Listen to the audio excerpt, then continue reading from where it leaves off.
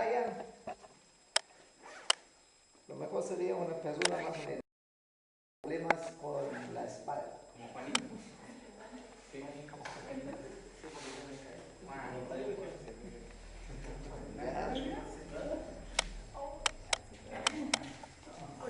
Mira, pues, ponte aquí. Vamos a hacer algo, por favor, con tu pie aquí. Bien. Y una aquí. Y ahora sí. Ok. Juanito, te pido ahora que vas por allá y me llevas esta taza con agua.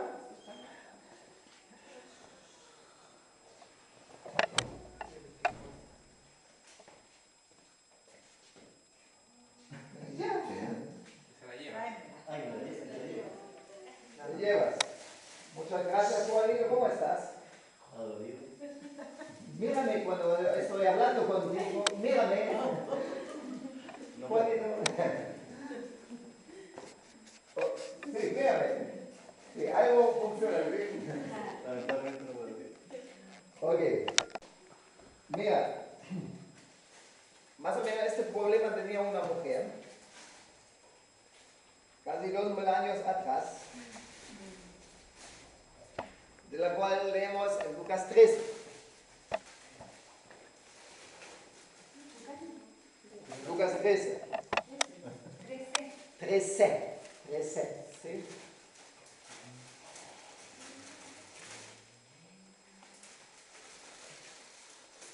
Yo leo desde el versículo 10.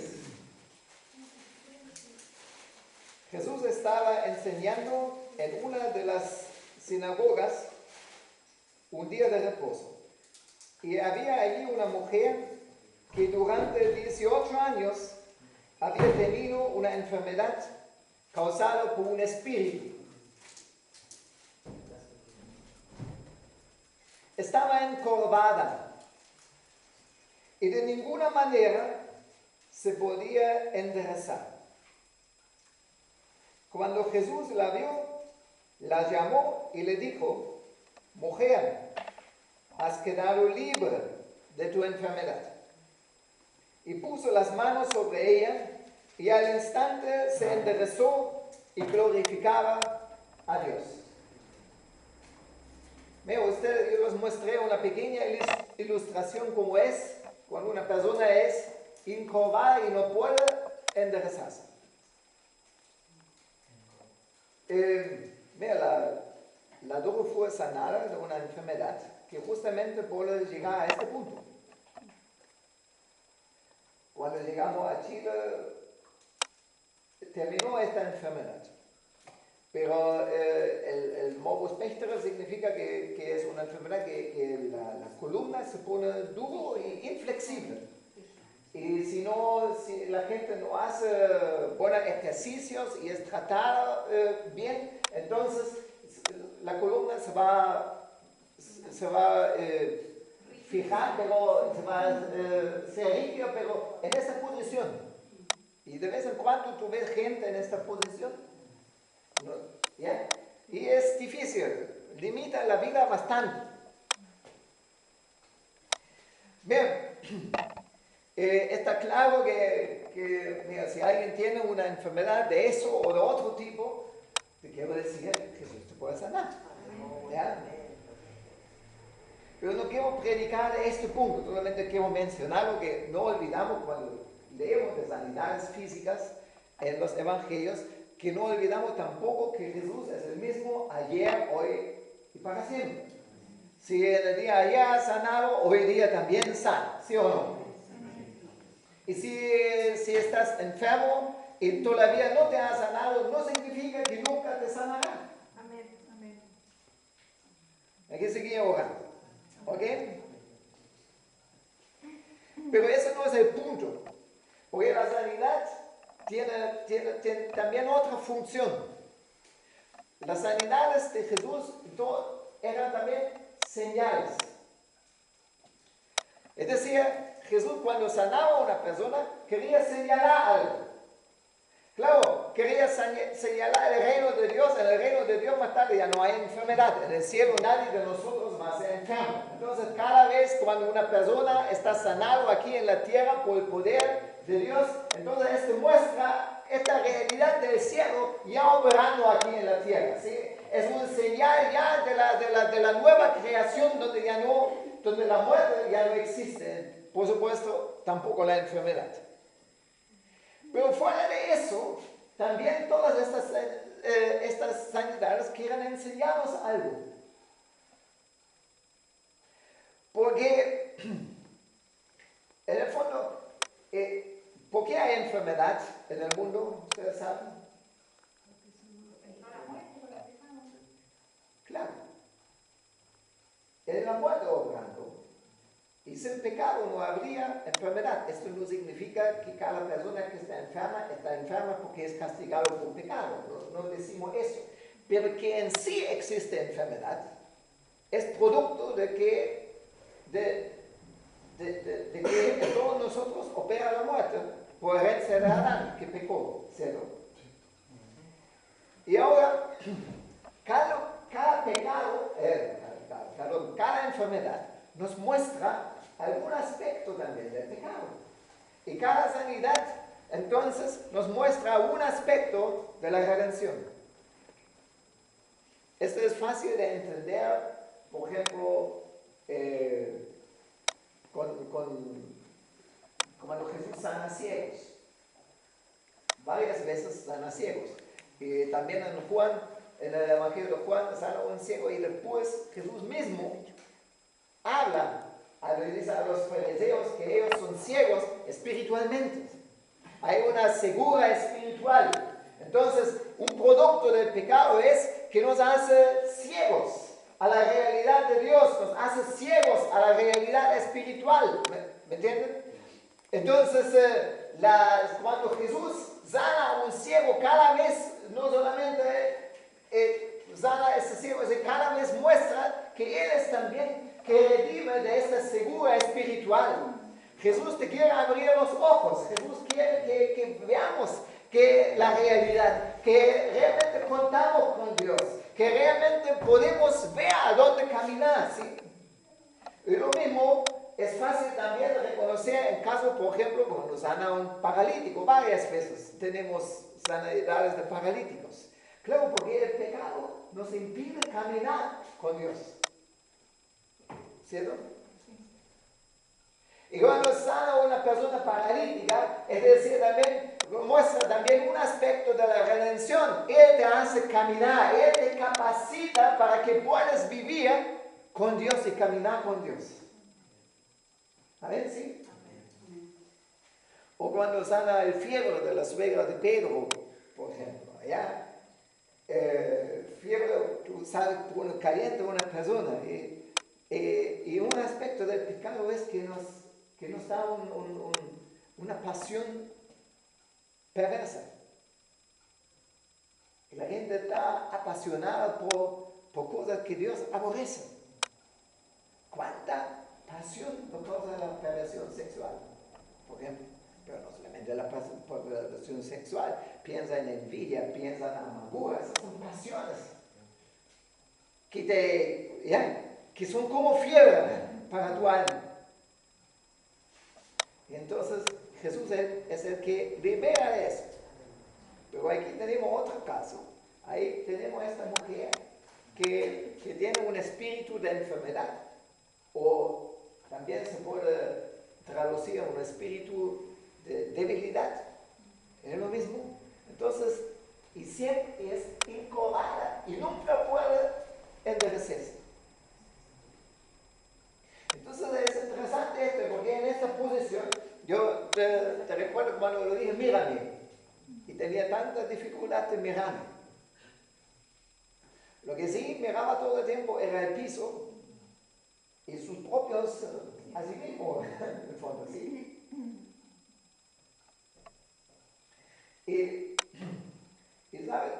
Lutero una vez dio una definición de pecado que es impresionante. Lo definió de voy a decir en latín, pero fácilmente lo pueden entender. Lutero lo definió, el pecado es el cor incurvatum en se, el corazón encorvado en sí mismo. Es decir, que tu alma, una consecuencia del pecado es que el alma está en esta posición que te hace difícil, mira bien, que te limita la vida. En cierta manera, se puede hacer muchas cosas, todavía con mucho esfuerzo podía mirar, ¿sí? Pero hay un poder en el pecado que te ata en ti mismo. Que hace que el pecado hace que miramos siempre el propio ombligo, siempre a nosotros mismos. Y no podemos enderecernos. El pecado, o con otras palabras, el pecado nos hace personas egocéntricos. Personas egocéntricos.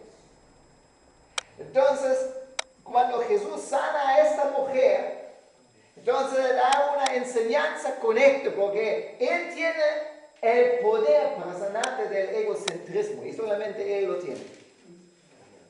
Esta mujer no pudo liberarse a sí mismo de eso. Y ninguno de nosotros pudo liberarse a sí mismo del egocentrismo. El egocentrismo nos ata en una forma que no podemos salir por nosotros solos, ¿verdad?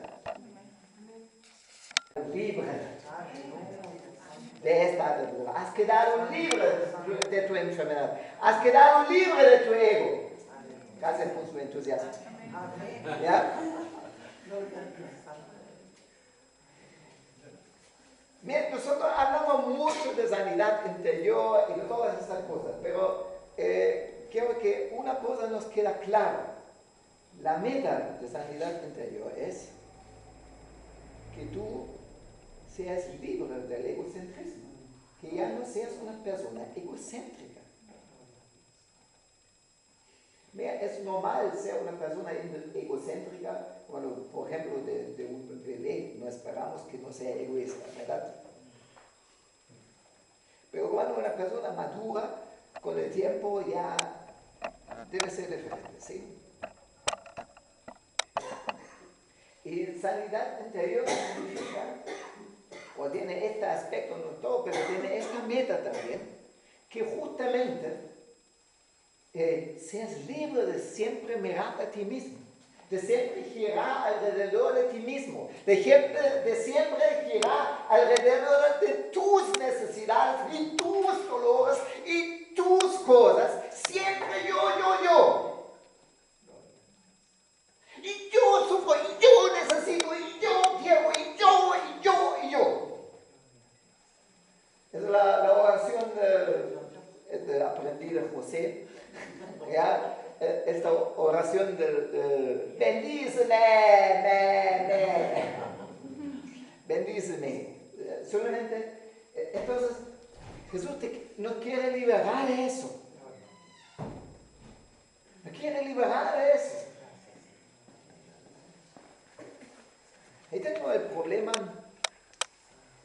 que algunos no quieren ser liberados de eso. O algunos son liberados de esto, pero igual no se enderezan. Entonces tú lees de repente en 2 Timoteo 3,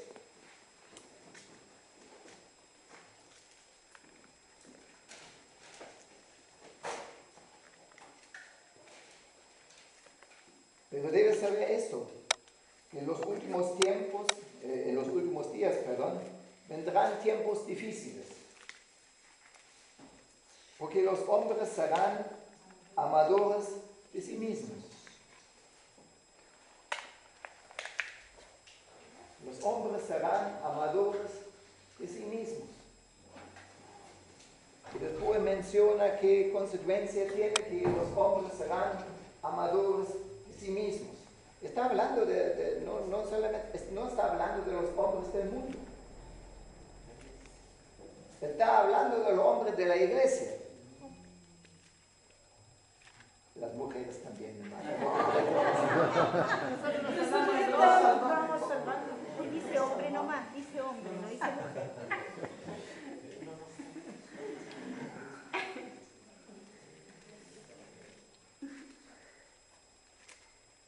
Entonces ahí por los amadores de sí mismo, ahí piensa un doble punto. Entonces, ¿qué consecuencia tiene esto? Que son amadores de sí mismos. Son avaros.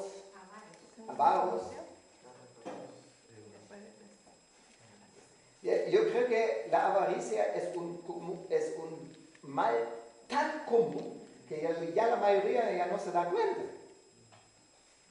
Porque la mayoría de los avaros igual ya son menos avaros que muchos otros. Jactanciosos, soberbios, blasfemos, desobedientes a los padres, ingratos.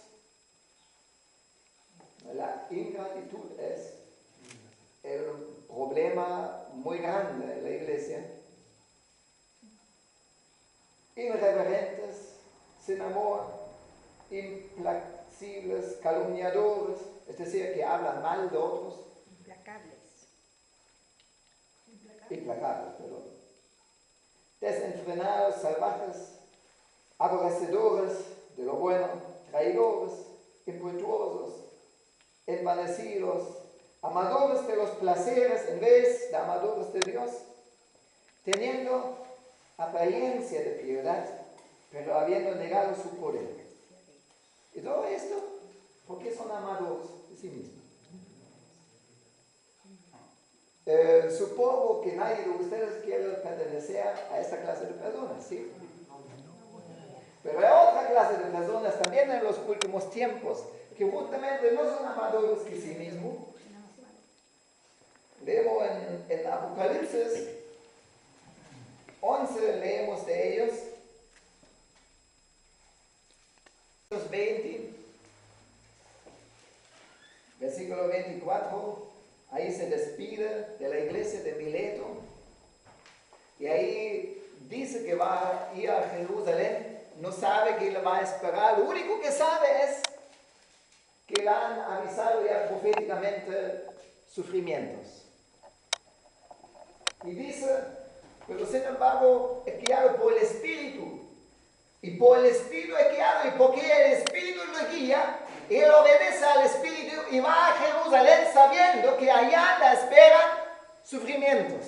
Y dice en Hechos 20, 24, pero en ninguna manera estimo mi vida como valiosa para mí mismo, a fin de poder terminar mi carrera y el misterio que recibí del Señor Jesús. Wow. Me siento un poco lejos de eso todavía, ¿ya? Pero quiero llegar a eso, hermanos.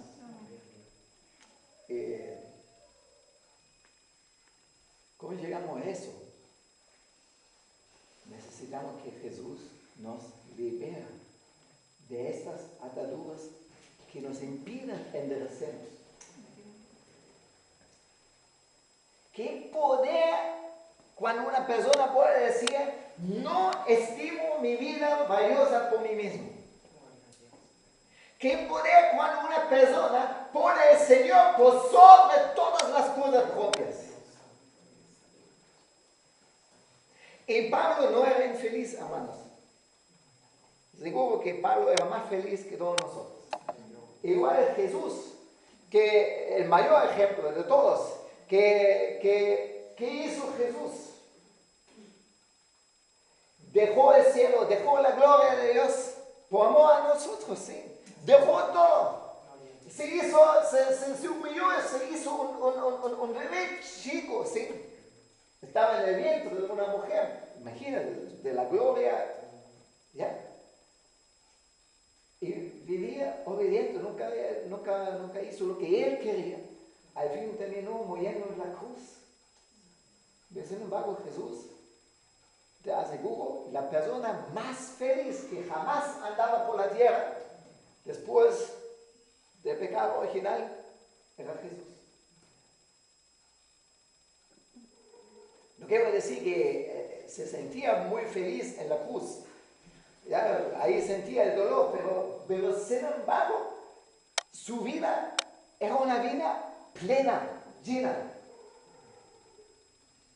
Incluso en la cruz, sí, dijo también, Dios mío, ¿por qué me has abandonado? Y grita todo su dolor. Pero también se preocupa de las personas que están abajo y dice, Padre, perdónales. Porque no saben lo que hacen. Y sobre todo, Pablo le decía, y terminando su vida con la palabra consumado es. Así que vamos a hermanos. Diciendo consumado es.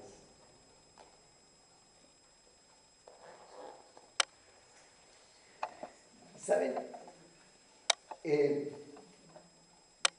Tú ves, las personas más abnegadas, en general también son las personas más felices. Sí, si esta abnegación es real. Algunos juegan solamente un papel, entonces terminan amargados, ¿sí? Conocemos todo eso, pero concentrámonos en los ejemplos buenos que conocemos, ¿sí? ¿Ya? Y claro, ¿no dice Jesús que quiere salvar su vida? Pero el que pierde su vida por causa de mí, ¿ya? Ya. Vean, es gran cosa si podemos por causa de él perder nuestra vida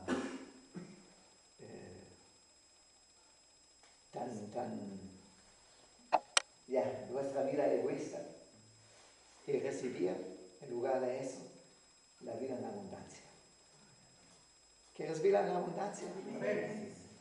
¿Cómo se encuentra vida en abundancia?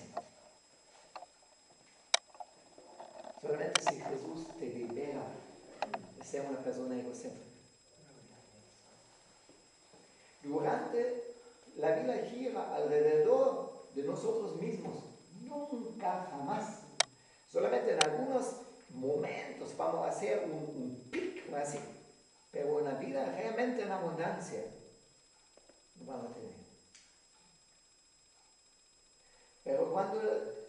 Pero si el Señor nos libera, si el Señor nos levanta, y ya la vida no gira alrededor de nosotros, sino de Él.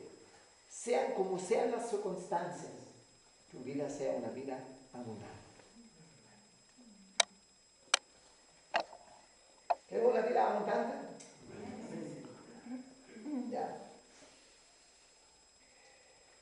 ¿Qué es el contrario del egocentrismo? ¿Qué me dice? Lo saben todos. El amor. Pero el verdadero amor es justamente el amor de Dios. El amor que se entrega. Algunos tienen amor de piojo, ¿sí? Que también necesita al otro, pero solamente para chuparlo, ¿ya? De este amor no hablamos, ¿ya? Hablamos del amor de Dios. Entonces ese es el mejor contraste al egocentrismo, ¿sí?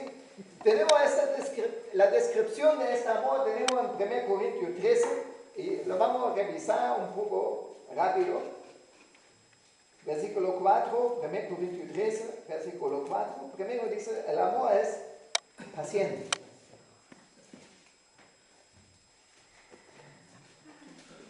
Es difícil ser paciente cuando uno es fijado en sus propias ideas, en sus propias necesidades, en sí mismo, ¿sí?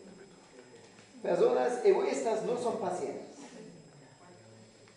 Si ves a un niño mal educado que quiere un dulce, entonces los niños mal educados generalmente son muy egoístas, ¿cierto? Entonces quiere un dulce, entonces si el padre no ve, quiero, ¿sí? No es paciente. Y así los adultos a veces también somos. ¡Qué paciencia! Mira, paciencia es soportar las mañas de una persona a largo plazo. Eso no significa, para que no me- eso no significa que te dejas completamente maltratar. Si una mujer, por ejemplo, golpeada por su esposa, ahí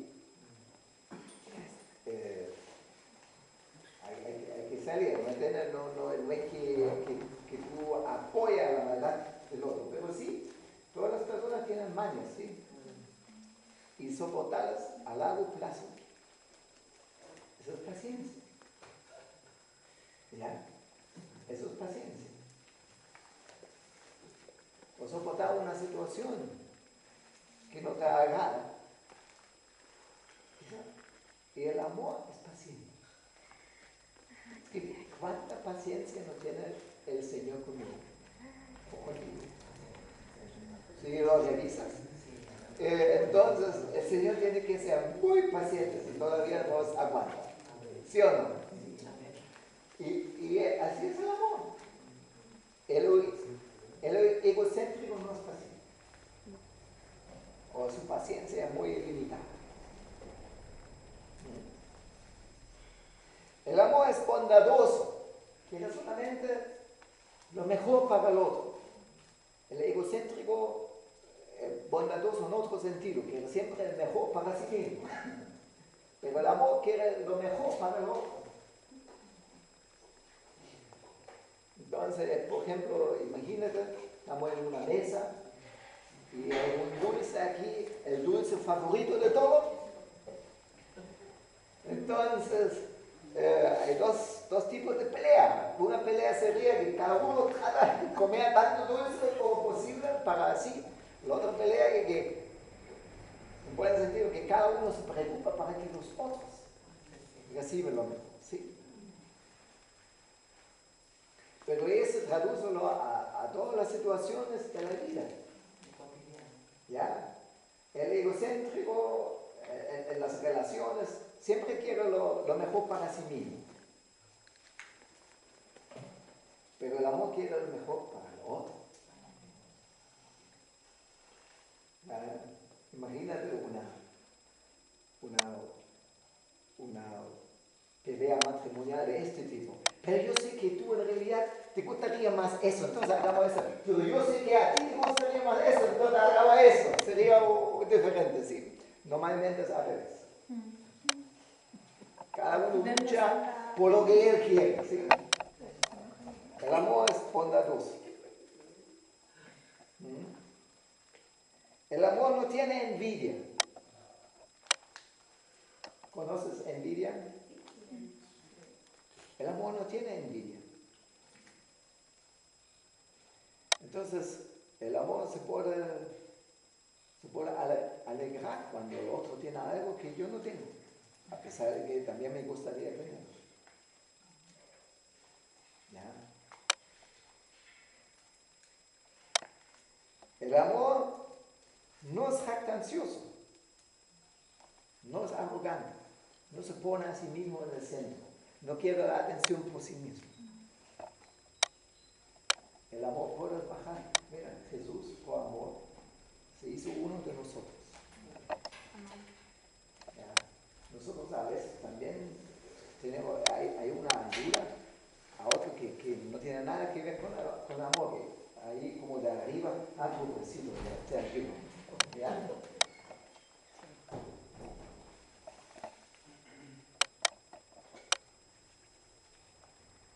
El egocéntrico también es orgulloso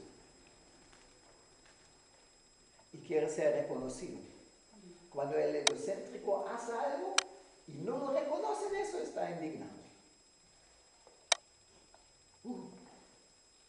O propone algo en la iglesia y lo toman, lo cambian las cosas, no fue como quería y está indignado.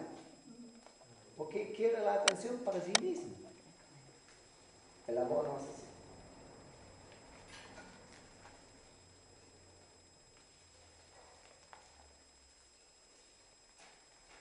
no se porta indecorosamente, es decir, siempre tiene consideración con los demás. Si tu esposa se enoja porque dejas tus calcetines allá, entonces no lo hagas más. Consideración, sí. Consideración. Mira, lamentablemente, al menos en tiempos pasados, era una parte de cultura, si no por amor, pero al menos por cultura tenían consideración. Hoy día ni siquiera eso tenemos. Entonces, ¿saben? La gente anda y no ni saluda, y cuando en una micro ahí tú ves los jóvenes sentados y viene una mujer que apenas puede mantenerse de pie y los jóvenes quedan sentados. Ninguna consideración. Y si hablo de jóvenes, hablo hasta mi edad, ¿ya?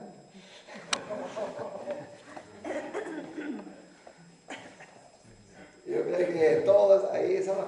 Pero eso en toda la vida, imagínate, consideraciones siempre tener en vista cuáles son las necesidades del otro.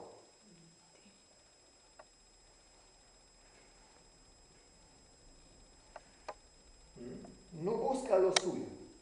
Es lo central. El amor no busca lo suyo. Porque el amor se entrega. No es justamente, tú conoces la historia del pavo real y la paloma que van a casarse. Entonces preguntan en la municipalidad, preguntan, ¿por qué quieren casarse? Tía, dice el pavo real, es mi novia y yo me amamos sobre todas las cosas.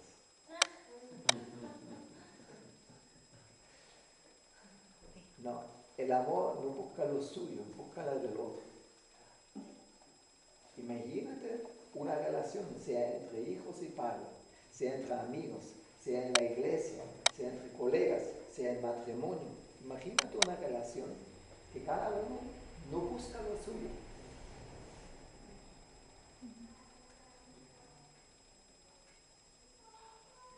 Pero el egocéntrico busca lo suyo.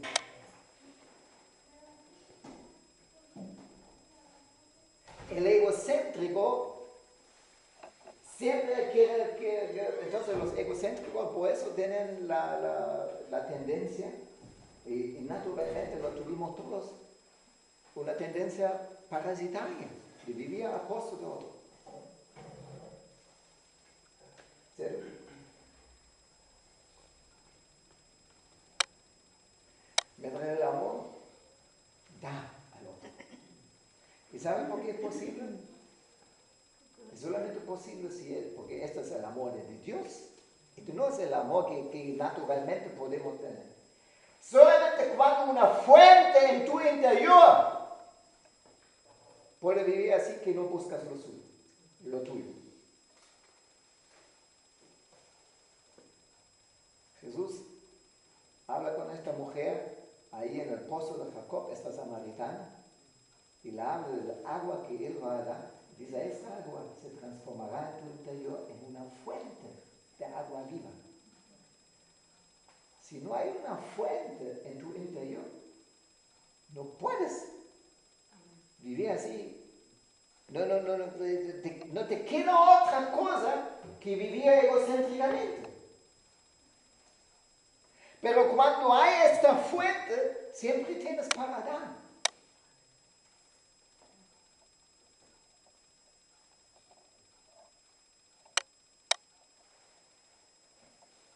No se regocija de la injusticia, sino que se alegra con la verdad. El amor es apasionado por la verdad. Pecado y amor, esto nunca funciona. El amor es justamente una pasión contrario a todas estas pasiones pecaminosas. Por eso, adulterio nunca puede tener algo que ver algo con amor. ¿Ya? El amor aborrece el pecado. Ama al pecador, pero aborrece el pecado y no lo va va a apoyar al pecador tampoco para que siga en el pecado.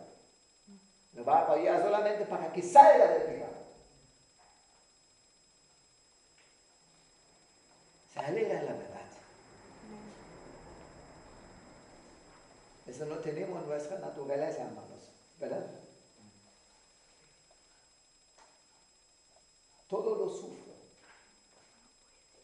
todo lo cree, todo lo espera, todo lo soporta.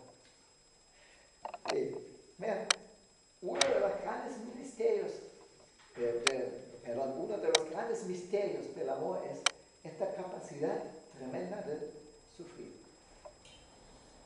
Y esta capacidad tremenda de perdonar. Y tener confianza que va a mejorar la situación. Y esperanza. Nunca perder la esperanza por una cosa. Mira, el egocéntrico. Una de las grandes características de un egocéntrico es la autocompasión. ¿Ves una persona con autocompasión? ¿Ves una persona egocéntrica? Entonces yo creo que cada uno de nosotros se ha visto a sí mismo con autocompasión, ¿sí o no?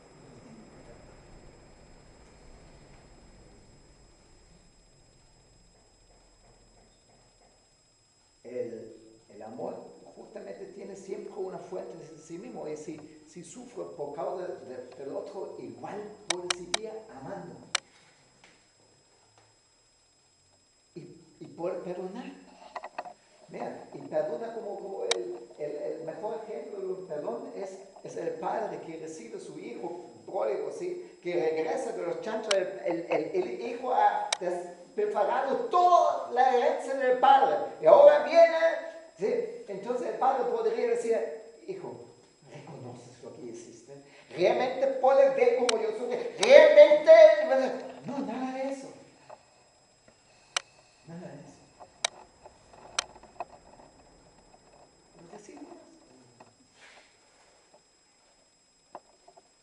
Ha sufrido todo el tiempo el padre.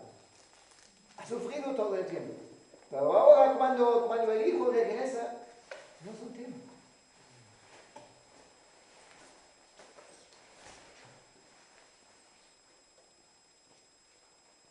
Y le da confianza ya. Mira, el amor tiene siempre confianza que pueda haber una oportunidad para una persona y nunca le da por perdido completamente, ¿sí? Nunca pierda la esperanza. Mira, así es el amor de Dios con nosotros, ¿sí? ¿Saben? Eso es como el contrario del egocentrismo. Para eso Jesús te quiere liberar, o ya te liberó en realidad. Eso es el mensaje, ya te liberó. Ya es posible enderezarse, ¿me entienden? Pero ¿saben? Jesús quiere un pueblo entregado. Jesús murió en la cruz para prepararse así un pueblo que anda en buenas obras, un pueblo que entrega su amor en esta tierra. Tenemos en la iglesia, hoy en día, en la iglesia occidental, tenemos demasiado egocentrismo. Hermanos, la causa por qué muchas veces no sanamos es porque no queremos dejar salir, no queremos dejar el egocentrismo, no queremos salir de eso. Mucha gente anhela sanidad, no para ser libre del egocentrismo, sino anhela sanidad para aumentar su ego. Anhela solamente una consolación, anhela vivir bien, anhela no tener dolor, pero eso es lo que anhelan, no es nada más, pero no quieren ser libres de eso, no quieren perder su vida. Y Jesús murió en la cruz para que tú seas capaz de perder tu vida. No tiene que ser literal, ¿me entiendes? No quiere que te suicidas. Pero te quiere dar una vida mejor. Te quiere llenar con su amor. Y su amor es justamente el completo contrario del egoísmo. Cuando estás lleno de tu amor, ya no es preocupado de ti mismo.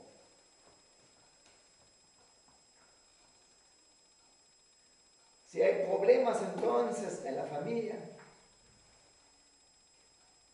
no giras solamente alrededor de tu dolor. Eso no significa que no puedas tener dolor. Puedes tener dolor, puedes llorar ante Dios, puedes ir a Dios con todo tu dolor, por supuesto, sí. Pero va a haber algo más fuerte en ti que el dolor. Y estarás más preocupado para entregar amor que de ti mismo. Mira, Pablo en la misma, dijo más, en realidad cita una palabra de Jesús que solamente leemos en Hechos 20. Dice, más bienaventurado es dar que recibir. Imagínate que puede ser eso si eres capaz de vivir en esta lógica. Más bienaventurado está que recibir. Y sabe, lo bueno es que Jesús ya nos libró.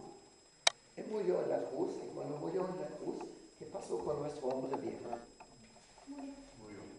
También fue crucificado, sí. ¿Te recuerdas en tu bautismo? ¿Quién se recuerda en su bautismo? ¿Ya? Ahí sepultamos la persona que fuiste antes de conocer a Jesús. Y ahora tú eres una nueva creación. Este hombre egocéntrico ya murió con Cristo en la cruz. Entonces uno se pregunta, ¿y por qué no me resulta salir de eso? Si es así, si tantas veces lo he proclamado, si tantas veces lo he confesado, he orado y sí, trataba de creerlo, pero noto que automáticamente caigo siempre en lo viejo.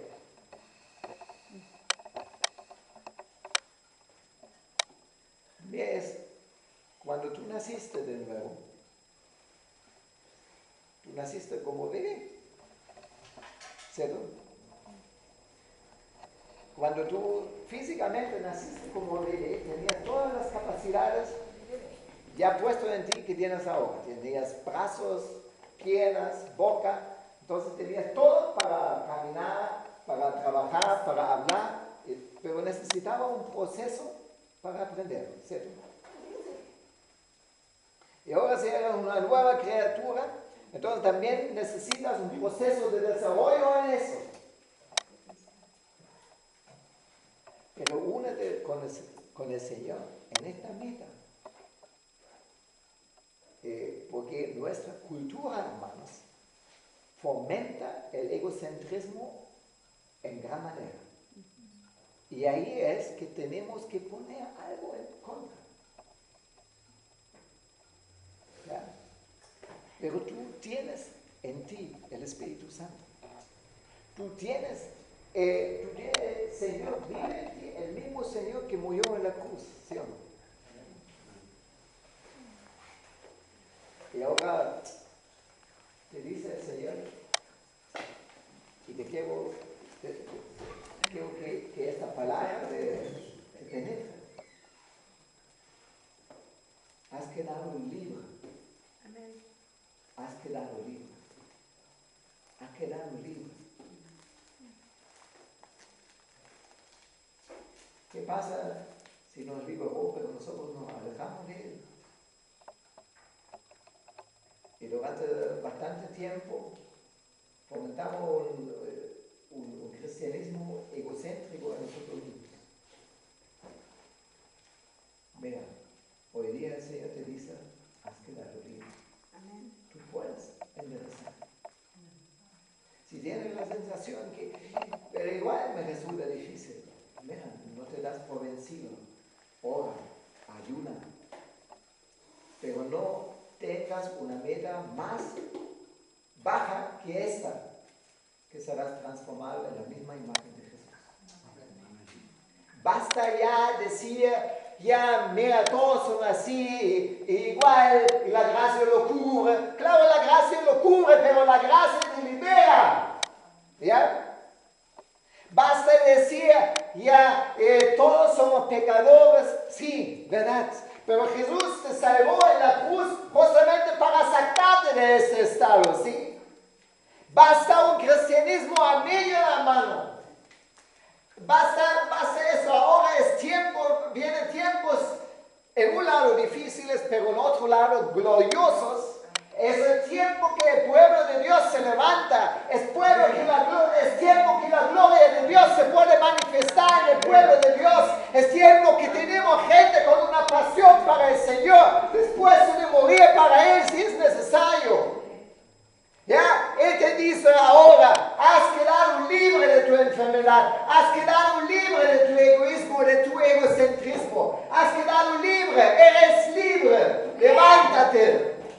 Levántate.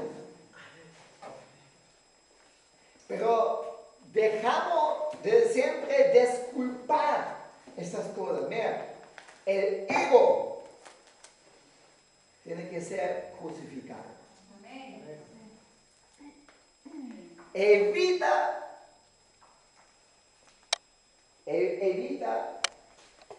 digamos, estos mensajes que a veces suenan cristianos, pero en realidad solamente acarician tu ego. Tu ego no tiene que ser sanado, tu ego tiene que ser crucificado. ¿Amén? Amén. Y en el fondo pasó hace 2000 años, ya Cristo murió. Ya le dice, eres libre. Y ahora es tiempo para que decimos, ok, Señor, aquí estoy. Y estoy dispuesto de dejar eso atrás.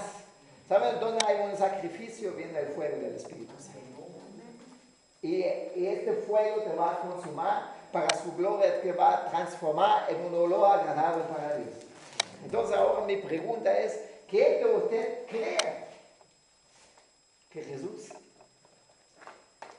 realmente le liberó de una vida egocéntrica? Si tú lo crees y si tú lo anhelas y quieres pertenecer no a la gente de lo cual se dice eran amadores de sí mismo, sino a la gente que se dice que no amaron sus vidas hasta la muerte. Eso no significa que todos seremos mártires, ¿sí? Este significa, habla de una actitud de vida que no se trata de mí, se trata de Él. ¿Y por qué se trata de Él? No vivo mi vida para mí, lo vivo para los demás. En la iglesia, es en todas las relaciones cómo cambian las cosas. Si tú no estás allí en primer lugar porque piensas, no, esta iglesia tiene que gustarme, mira, estás aquí para servir, para entregar. Estás en tu familia, en tu trabajo, en todo, tú estás para dar. ¿Ya? No se trata de nosotros. Jesús te quiere hacer una persona feliz. Si tú crees que realmente te ha liberado entonces y tú anhelas pertenecer a esta gente que tiene una actitud como Pablo, que dice, no estimo mi vida valiosa para mí mismo. Así que levántate.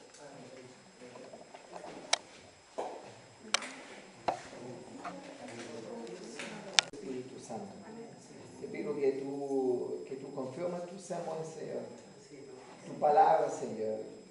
Aquí estamos, nos entregamos a ti, sabemos que propia fuerza no tenemos, pero en ti hay todo el poder para que seamos libres del poder del egoísmo, para que ya no seamos personas egocéntricas, sino personas llenas de tu amor. Llénanos con tu amor, Señor. Llénanos con tu amor. Llénanos con tu Espíritu Santo, Señor. Llénanos. Da fuego del cielo, Señor. Te pido que para cada uno aquí, te pido que que rompes todas las cadenas que hay, Señor. Todas cadenas que nos impiden enderecernos, Señor. Rómpelas ahora, Señor. Y muchas cadenas ya has roto. Te damos gracias, Señor, por todo el progreso que había en nuestras vidas, Señor. Gracias por todo lo que ya hiciste. Y ahora te pedimos, Señor, también haz el resto, Señor. Y rompe todas las cadenas, Señor. Te pido que nos liberas para que seamos personas que te amamos a ti con todo corazón, con toda el alma, con toda fuerza, con toda nuestra mente, Señor. Que seamos personas que dispuestos para dar, Señor. Personas llenas de tu amor, Señor. Personas de bendición para los demás, Señor. Gracias porque para eso moriste en la cruz. Hay poder en tu sangre, Señor. Hay poder en tu sangre, Señor.